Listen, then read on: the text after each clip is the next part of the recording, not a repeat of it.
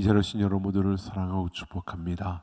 오늘 우리가 25년도 함께 가는 한 길이라는 주제로 달려가면서 지금 성령의 감동으로 아름답게 자라나자라고 하는 그 주제로 우리가 달려가면서 5월은 신뢰라고 하는 주제를 우리가 다루고 있습니다. 하나님을 신뢰하는 우리의 한 걸음 한 걸음, 하나님을 신뢰하고 붙든 우리의 모든 손들이 더 견고히 서가는 그러한 우리의 걸음이었으면 좋겠고요. 오늘 5월 마지막 금요행성 집회 5월 마지막으로 우리가 바울이 제수의 몸으로 로마 황제 앞에 재판을 받기 위해 가는 그러한 과정 속에서 우리가 잘 아는 유라굴로라고 하는 이 광풍을 만나는 이야기를 통해서 우리가 살펴보면서요. 이제는 안심하라라고 하는 제목으로 함께 말씀을 나누려고 합니다. 우리 27장 1절을 보면 백부장 율리오가 호송관이 되어 가지고 바울과 다른 제수 몇 사람을 데리고 로마로 출발을 합니다. 먼저 이들은 아시아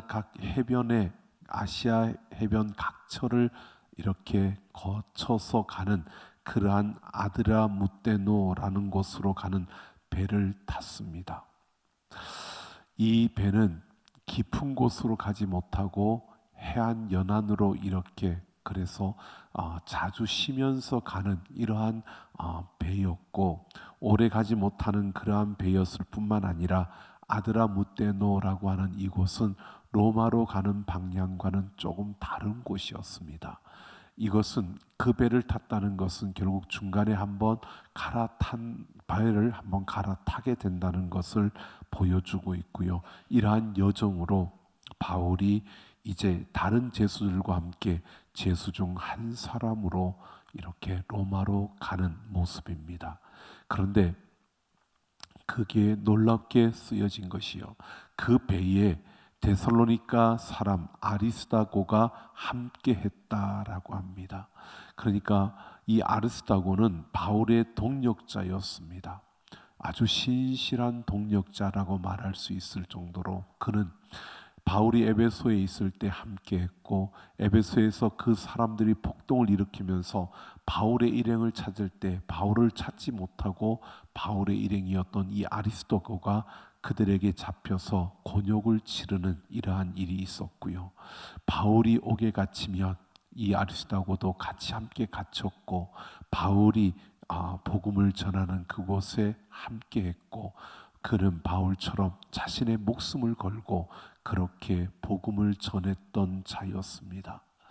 그런데 지금 바울이 제수로 로마로 호송되어져 가는 거기에 그가 함께 하고 있다는 사실을 이렇게 말해주고 있습니다.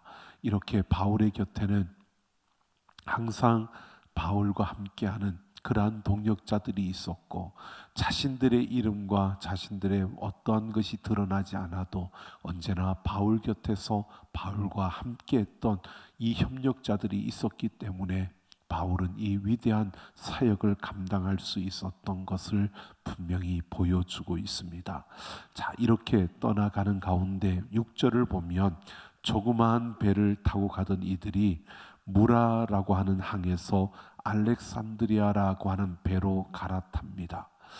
근데 거기까지 왔던 조그마한 그 배도 그랬고요, 이 알렉산드리아라고 하는 배도 그랬고요. 그 당시에는 군대에서 쓰는 그런 전투용 배가 많이 모자랐던 그런 시대였기 때문에 군인들을 호송하거나 죄인들을 호송할 때 일반 상선들을 그때는 이용을 했다고 합니다. 그래서 상선을 이용할 때는 그 상선의 선주와 그리고 선장에게 일정의 돈을 주고 그 배를 같이 타는 겁니다. 그 상선은 물건을 나르는 그런 장사하는 사람들도 있었고 일반 여행객들도 타고 있고, 그런 가운데서 지금 율리오가 로마로 가는 그 죄인들을 호송하면서 이 배를 탔다는 것은 돈을 주고 그 일정한 비용을 내고 그들 상선을 이용하고 있는 겁니다. 그런데 그 당시에 그렇게 돈을 주고 그 상선을 이용할 때 계약할 때 그 내용 중에 하나가 있는데, 그것은 그 배를 이용할 때 군인이나 제수들을 이끌고 가는 그 군대의 대장, 그 호송관이 그 배의 전체의 통제를 맡는다는 그러한 협약입니다. 이 약속을 하고 돈을 주고 그 상선에 같이 타는 겁니다.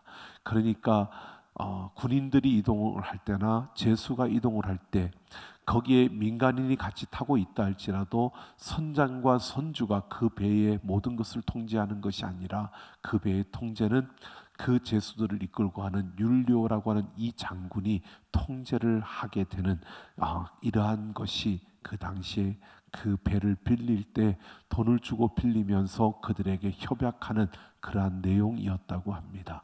그러니까 이 배는 일반 상선인데 많은 물품들도 싣고 있고 무역할 수 있는 그런 물건들을 사고 가는 이러한 상인들도 타고 있고, 그리고 여행객들도 타고 있고, 또 뿐만 아니라 제수들과 함께 바로 이 군사들이 함께 타고 있는 겁니다. 바로 이렇게 가고 있는 이 배를 우리가 한번 생각해 보면 그 배 안에는 다양한 많은 사람들이 함께하고 있는 겁니다. 바로 276명이라고 하는, 나중에 보면 그 숫자가 나오는데요. 그렇게 많은 사람이 그곳에 타고 있습니다. 이 다양한 사람들이 다양한 목적을 가지고 그곳에 타고 있는 겁니다. 여러분, 이렇게 보면 우리가 살아가고 있는 이 세상을 축소시켜 놓은 것이 바로 이 배의 모습이 아닌가라고 생각이 들어지는 그러한 부분입니다. 참으로 많은 다양한 사람들이 각자의 생각과 각자의 목적을 가지고 살아가는 세상, 바로 그 모습을 그대로 축소시켜 놓은 것이 바로 이 배의 모습이라는 것을 우리가 볼 수 있습니다. 그래서 이 배에는 죄수도 있고 군인도 있고 또 상인들도 있고 선장도 있고 선주도 있고 선원들도 있고요. 그리고 일반 여행객들도 있습니다. 자, 이렇게 다양한 사람들이 다양한 목적을 가지고 그 배에서 함께 가고 있는데, 세상이 그러하듯이 강한 힘을 가진 그 군인 율리오가 그 힘으로, 그 권력으로 그 배를 통치하는, 그 배를 다스리고 있는 이러한 모습입니다. 바울은 한 제수에 불과한 그냥 한 제수로, 죄인 중에 하나로 그 배를 타고 지금 가고 있는 겁니다. 바로 이런 바울의 모습이 여러분 세상 속에 던져진 그리스도인의 모습이다라고 보여지는 그런 한 장면입니다. 자, 이런 가운데서 한 제수에 불과한 이 바울이었지만 바울은 그 백기를 누구보다도 잘 알고 있었습니다. 왜냐하면 1차, 2차, 3차 그 선교 여행을 그가 하면서 무려 13차례나 그곳을 배를 타고 지나다녔기 때문입니다. 바울은 이렇게 그곳을 백길로 다니면서 그냥 그 백길을 13번을 왔다 갔다 이렇게 지나간 이것이 아니라, 고린도후서에 보면 그 백길에서 3차례나 파선을 했다라고 그렇게 기록하고 있습니다. 그러니까 3차례나 파선을 했다는 것은 그가 쉽게 그곳을 지나간 게 아니라 그곳을 지나가면서 배가 부서지는 이런 위기를 그곳에서 겪었고, 그것도 한 번이 아니라 두 번도 아니고 3차례나 그러한 위험을 겪었다는 것입니다. 그러니까 바울은 그 백길에 대해서, 그 백길로 가면서 언제 가야 안전한지, 어떻게 가야 안전한지를 어느 정도는 익숙하게 알고 있었던 그런 자였습니다.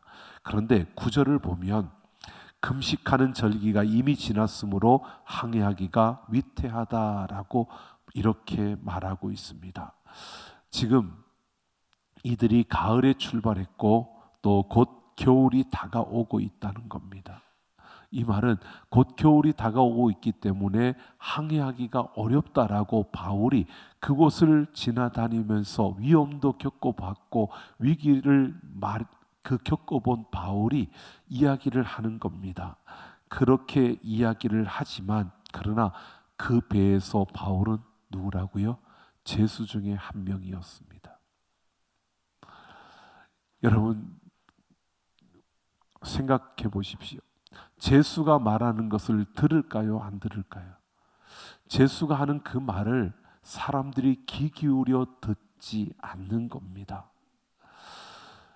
바울이 배 안에 있는 사람들에게 하는 이야기가 이겁니다. 이 겨울을 배를 운행하지 말고 여기에 멈추어서 겨울을 나고 가야 이 배에 싣고 있는 화물도 안전하고 이 배를 타고 가는 우리도 안전할 수 있다. 그러니까 겨울은 항해를 하지 말고 여기에 머물다가 겨울이 지나면 그 다음에 가야 한다라고 이렇게 말을 하는 겁니다. 하지만 사람들은 제수의 말에 귀를 기울이지 않습니다. 바울의 말을 무시하는 겁니다. 11절을 보면 그 배의 지휘권을 가진 백부장 그 율리오가 바울의 말보다 선장과 선주의 말을 더 믿었다라고 이렇게 말합니다. 그러니까 선장과 선주는 바울처럼 그 백기를 몰라서 그렇게 말하는 것일까요? 아닙니다. 그들도 알고 있습니다. 겨울이 되면 위기가 온다는 것을, 위험하다는 것을 알고 있습니다. 하지만 그들이 지금 바울의 말과는 달리 가야 한다라고 이렇게 주장하는 것은 그들이 내세운 논리가 있는 겁니다. 그 하나는 바로 경제 논리입니다. 바로 돈 때문에 그런 겁니다. 지금 그 배를 타고 있는 그 276명의 그 항해를 하는 사람들이 멈추고 그곳에 멈춰 있는다면, 겨울을 거기에서 나야 한다면 그만큼 그들이 그곳에 머무는 비용을 그만큼 거기에 사용해야 하는 겁니다. 경제적인 손실을 감수해야 한다는 겁니다.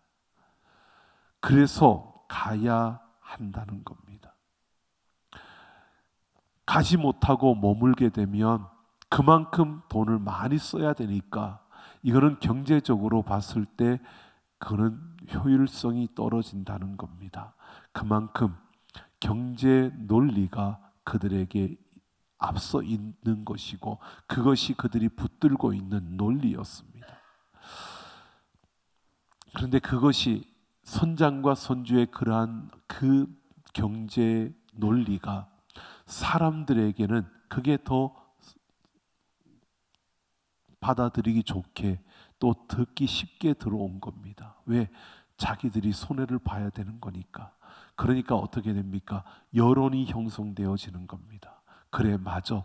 그래, 가야 돼. 있으면 우리가 돈을 더 쓰게 돼. 있으면 우리가 돈을 더 많이 지불해야 돼. 그리고 여론이 형성되어지는 겁니다. 그러니까 결국 제수 한 사람의 소리에 귀를 기울이지 않고요. 그들은 당연히 많은 사람들이 원하는, 다수가 원하는 그 바로 그들이 움직여 가는 것입니다. 여러분, 이것이 바로 우리가 살아가고 있는 세상의 한 모습을 그대로 보여주고 있는 그러한 모습이지 않습니까? 강한 다수의 의견이 전체를 대표하게 되고요. 제수 한 사람 바울의 의견이 무시되는 이것과 같이 세상에서도 약자의 소리는 묻혀지고 강자의 주장만 그렇게 두드러지게 드러나는 이것이 세상의 모습이지 않습니까? 이런 세상이 다 틀렸다 이렇게 말하는 것이 아닙니다. 여러분, 우리는 다 부족하고 연약하기 때문에 우리는 민주주의라는 이 체제를 우리는 선호하고 또 그것을 우리는 받아들이고 있습니다. 맞습니다. 다수의 의견이 우리가 그만큼 그 다수의 의견을 존중합니다. 그것을 따라야 합니다. 하지만 우리에게는 소수의 의견도 중요하다는 것을 놓쳐서는 안 된다는 겁니다. 우리는 너무나 다른 모습을 가지고 있습니다. 원래 민주주의라고 하는 이 체제는 다수의 원칙을 이야기하지만 소수를 무시하는 것이 아니라 소수를 존중하는 다수의 원칙입니다. 그런데 이것이 아니라 우리는 하나만 생각하는 거죠. 다수의 원칙만을 생각하는 겁니다. 여러분, 이게 우리가 살아가고 있는 세상의 모습입니다. 왜?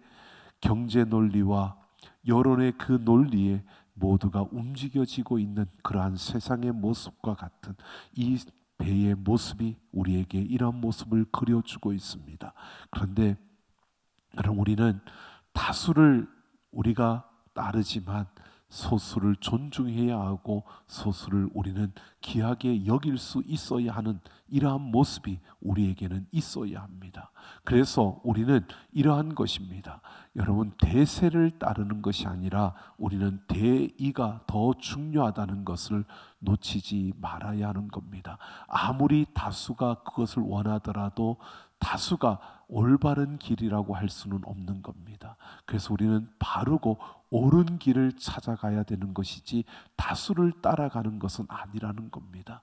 내가 행여나 다수를 우리는 부정하는 것이 아니라 다수를 인정하지만 다수의 편이 다수가 그것을 원할 때 소수가 원하는 것이 바른 것인지 아닌지를, 아니면 내가 주장하는 것이 옳은 것인지 아닌지를 돌아볼 수 있는 이러한 체제, 이러한 모습이 필요한데 세상은 그러하지 않다는 겁니다. 내 것만 중요하고 내 것만 소중하고 내가 생각하는 것만, 내 편만 우리는 생각합니다. 그리고 다른 것을 보려고 하지 않습니다. 나와 다른 주장이 있다면 그 다른 주장은 왜 그렇게 하는 것일까? 우리는 그것을 존중한다면 살펴봐야 하는 겁니다. 그래서 그것이 정말 타당성이 있고 또 그것이 그만큼 우리가 이해할 만한 것이라면 우리는 그것을 같이 함께 품을 수 있어야 되는 것이 바로 우리가 세상을 살아가는, 세상이 우리가 바르게 써가는 대의를 따라가는 그러한 자의 모습이 되는 것입니다. 그런데 옳은 건지 바른 건지는 생각지 않고 다수만 주장을 하면, 새만 모으면 되는 것으로 생각한다면 우리는 정말 잘못된 길로 가고 있는 겁니다. 정말 우리는 이것을 보아야 합니다. 그래서 이 세상 속에서 다수가 옳았다 틀렸다 이걸 말하는 게 아닙니다.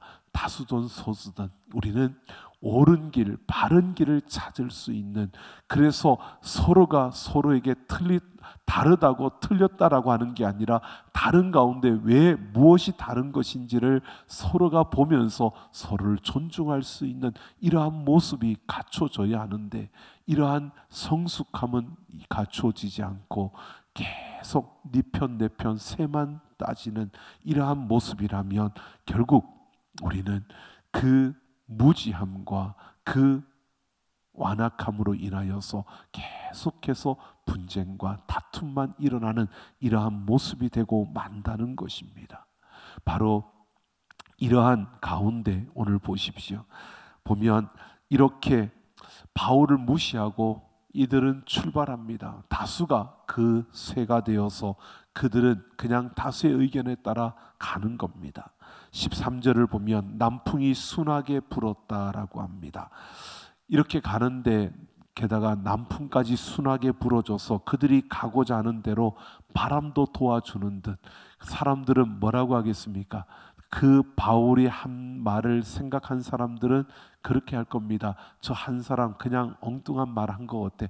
이봐, 바람도 우리를 도와주고 있잖아. 지금 너무 잘 가고 있는 거야. 그렇게 여겨질 정도로 모든 상황이 잘 이루어졌다는 겁니다. 여러분, 우리는 금방 보여지는 상황과 금방 나타나는 그 여건들, 이것만 가지고 우리는 무언가를 판단하지요. 그 다음에 어떤 일이 일어날지 모르면 우리의 그 불확실함이 있음에도 불구하고 우리는 지금 당장 좋으면 그 불확실함을 잊어버립니다. 근데 이 당장 좋은 것이, 그 기쁨이 조금 수그러들면 그때는 불확실함이 이제 또 생각이 들어지는 겁니다. 이게 참 우리의 모습입니다. 이상하지요. 이게 계속 반복되는 게 인생의 모습인 것 같습니다. 어떠한 일들이 주어질 때 이게 전부가 아니고 우리에게는 아직 불확실한 내일이 있고 불확실한 그 날들이 있는데 그걸 생각하지 않고 지금 당장 주어진 이것 때문에 너무 기뻐합니다. 그러면서 그 기쁨에 휩싸여서 내일 불확실함이 우리에게 어떻게 다가올지를 생각지 않는 겁니다.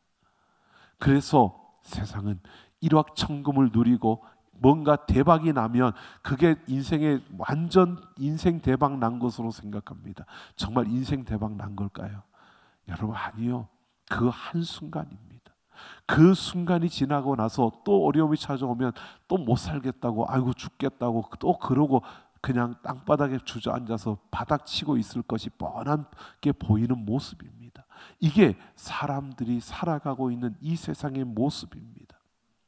조금 잘 됐다고 자기들이 주장하는 것처럼 그렇게 일들이 흘러간다고 봐라, 내가 한 게 맞지, 그리고 아주 의시되는 이러한 모습들이 보여지는 그런 상황입니다. 그런데 14절을 보면요, 얼마 안 돼요. 바울이 걱정한 대로 유라굴로라고 하는 강풍이 크게 일어난다라고 말합니다. 이 유라굴로라고 하는 것은 우리는 바람 이름으로 착각을 하는데 이 바람 이름이 아닙니다. 이 유라굴로는 바람의 방향을 이야기하는 겁니다. 유라라고 하는 것은 유로스라고 하는 동풍이라는 뜻과 출로라고 하는 북풍이라는 뜻, 이 두 단어가 합쳐진 것이 유라굴로입니다. 그러니까 동북풍이 부는 겁니다. 그 당시에 그 지역을 지나다니는 배의 선장과 선원들은 다 알았답니다. 동북풍이 불면 이거는 광풍이어서 그때는 배를 움직이면 안 된다는 것을 모두가 알고 있는 그러한 상식이었다는 겁니다. 그런데 남풍이 불다가 갑자기 그들 앞에 동북풍이 불게 된 겁니다.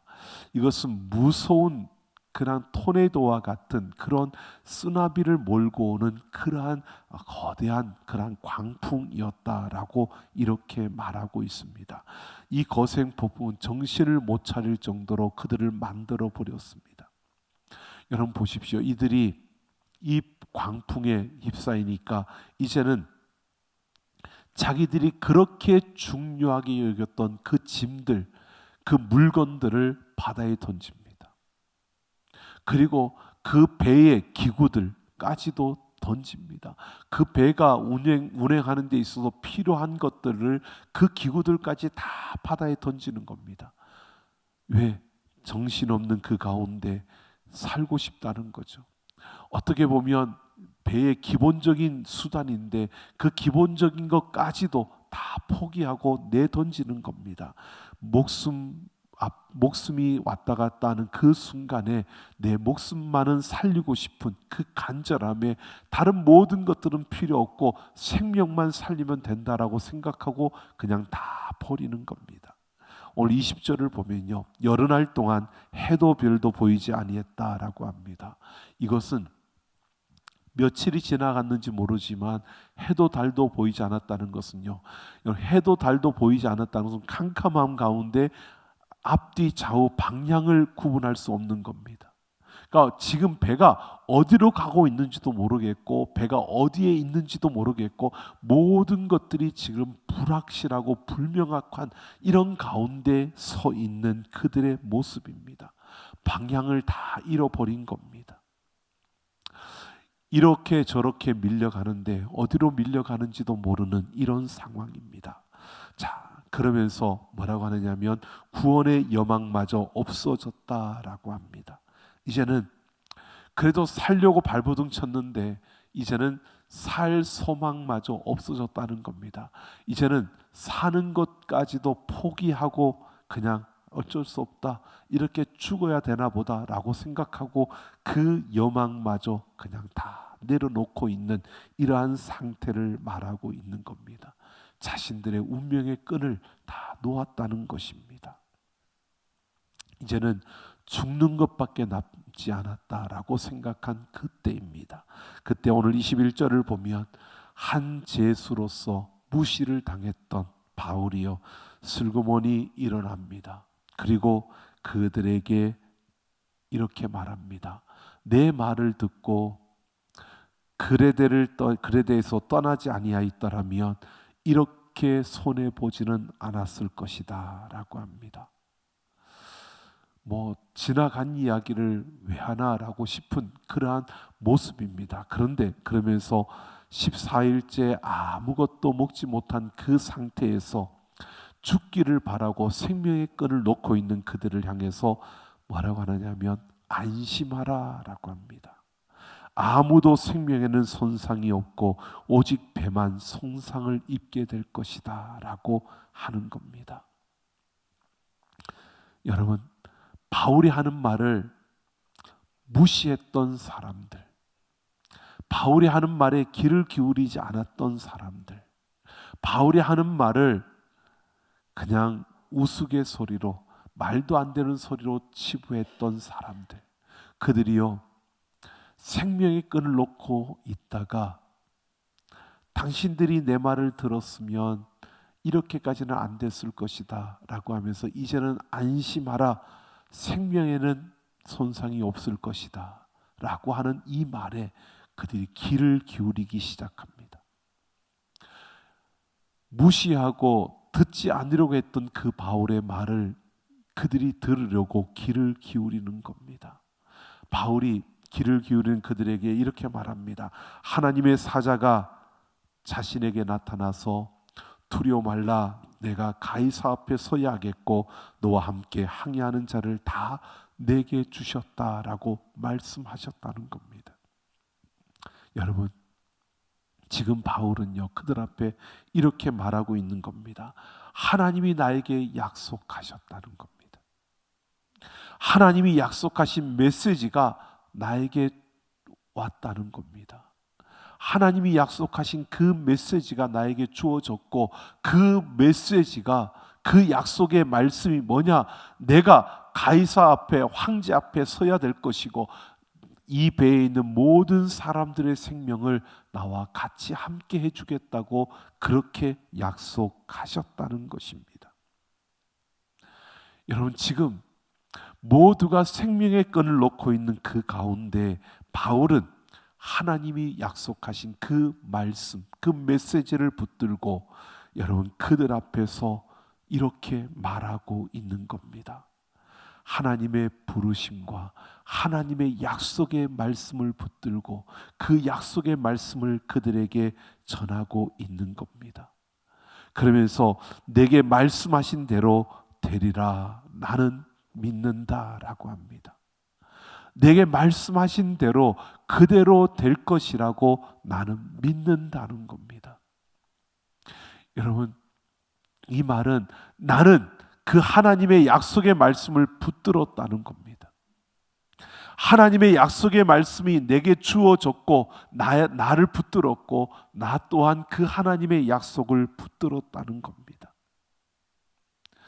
여러분, 이렇게 외치는데 죽으려고 생명을 끊어놓고 있던 그 사람들이요, 이런 바울의 말을 들으면서 어떤 생각을 할까?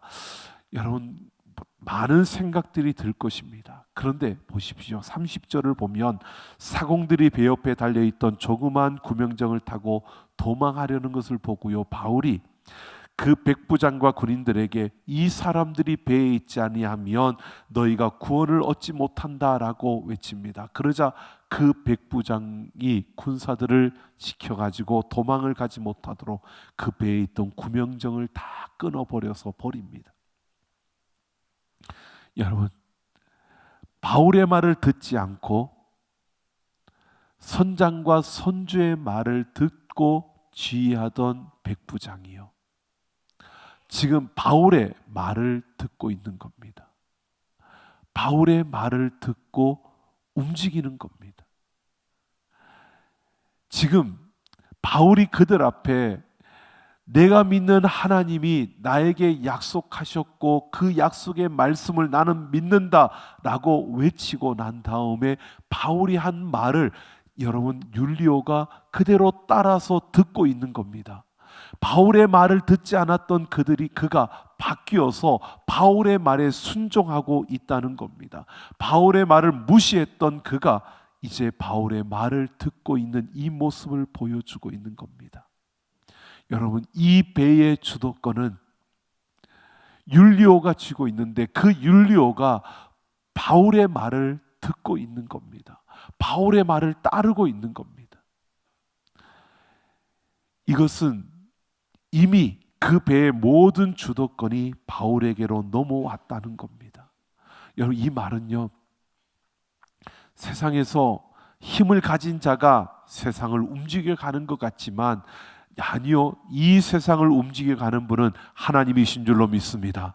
하나님의 말씀이 이 땅을 움직여가고요, 이 땅을 다스리시는 분은 우리 하나님이시라는 겁니다.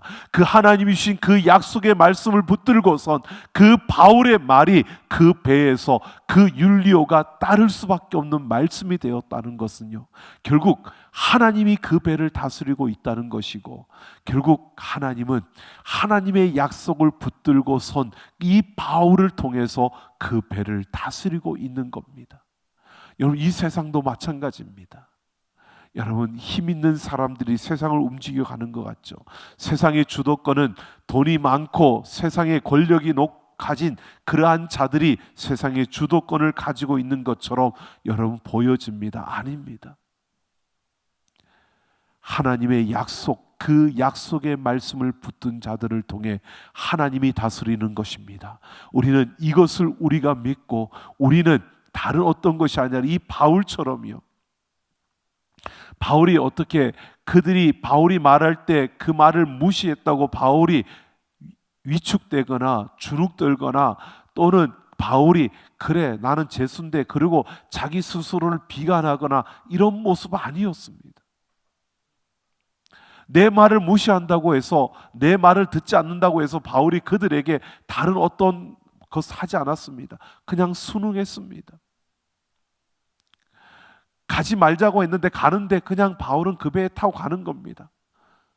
자기는 어떻게 할 수 없습니다. 죄수이기 때문에, 죄수의 한 명으로서 그는 그냥 가자면 가야 되는 그러한 상황에서 그냥 가고 있는 겁니다. 힘없이 그냥 끌려가는 겁니다. 그런데요, 보십시오. 하나님의 약속의 말씀을 붙든 이 바울을 통해서 하나님이 이 배를 다스리고 있는 겁니다. 그렇게 무시했던 바울의 말을 율리오가 듣고 그대로 행하는 겁니다. 이후로 여러분, 우리가 쭉 보면 계속해서 바울이 하는 말을 그대로 듣고 따라합니다. 모두가 바울이 하는 대로 가고 있습니다. 여러분, 있을 수 없는 일이잖아요. 이게 하나님이 하시는 겁니다. 여러분, 오늘 우리는 이렇게 보아야 합니다. 우리가 살아가는 삶 속에서 여러분, 우리는 하나님이 하시는 역사들을 우리는 바라볼 수 있어야 합니다. 여러분, 35절을 보십시오. 바울이 배의 사람들에게 음식 먹기를 권하면서 모든 사람 앞에서 하나님께 축사하고 떼어 먹기를 시작했다라고 이렇게 말합니다.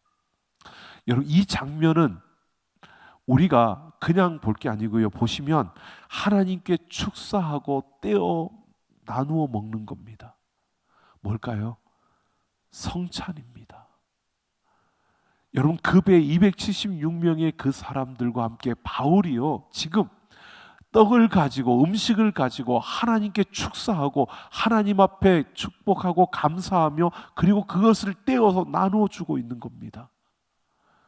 바울이 그 사람들과 함께 이것을 나누는 이 모습은요, 결국 뭐냐고 하면은 바로 우리의 구원의 유일한 구원과 소망은 오직 예수 그리스도밖에 없다는 것을 지금 바울은 그들에게 이렇게 나타내고 전하고 있는 겁니다.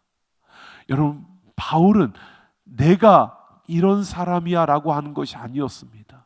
그는 하나님의 말씀을 붙들고 하나님을 신뢰하고, 그리고 그 가운데서 오직 우리의 구원과 우리의 소망은 예수, 그 예수밖에 없다는 것을 그들에게 전하고 있는 겁니다. 여러분, 우리가 살아가는 세상, 우리가 던져진 이 세상에서 우리는 이러한 모습이어야 한다는 겁니다. 우리는 세상에 던져져 있지만 다수가 아니라 대의를 따라서 대의를 추구하는 바르고 옳은 길을, 정의로운 길을 쫓아가는 우리의 걸음이어야 하고요. 우리는 그 세상이 우리를 무시하더라도 그것에 기죽고 주눅드는 것이 아니라 당당하게 의로운 길을 날아가며 하나님의 뜻, 하나님의 말씀을 붙든 하나님을 신뢰하며 나아가는 우리의 걸음을 걸어갈 때, 여러분, 우리는 세상이 감당할 수 없는 하나님의 놀라운 역사를 우리의 삶을 통해서 분명하게 보게 될 것입니다. 여러분, 모든 인생의 답은 하나님께 있는 줄로 믿습니다. 모든 인생의 답은 하나님께 있습니다. 그 답을 다른 데서 찾으려고 해서는 우리가 찾을 수가 없습니다. 여러분, 그래서 우리는 이 세상 속에 던져진 하나님의 자녀로서요, 우리는 이 세상 속에서 우리를 통해서 하나님이 답을 보여주고 답을 드러낼 수 있도록 우리는 살아갈 수 있어야 하는 것입니다. 하나님의 약속의 말씀이요, 이 말씀은 여러분 언제나 정확하고 그 말씀은 무너지지 않습니다. 우리는 그 하나님을 신뢰하고 이 약속의 말씀을 붙든 자로서 이 땅 가운데 나아가는 우리의 걸음이 되어서 하나님이 하나님이심을 보여줄 수 있는 우리의 삶, 우리의 걸음이 되어져야 합니다. 우리 환경과 상황과 여건에 따라서 이랬다 저랬다 하는 그런 인생 말고요, 어떤 순간에도 하나님만을 붙들고 그 약속만을 붙들고 하나님의 그 약속의 말씀을 붙들고 달려갈 수 있는 우리 모두가 되기를 예수님의 이름으로 축원합니다.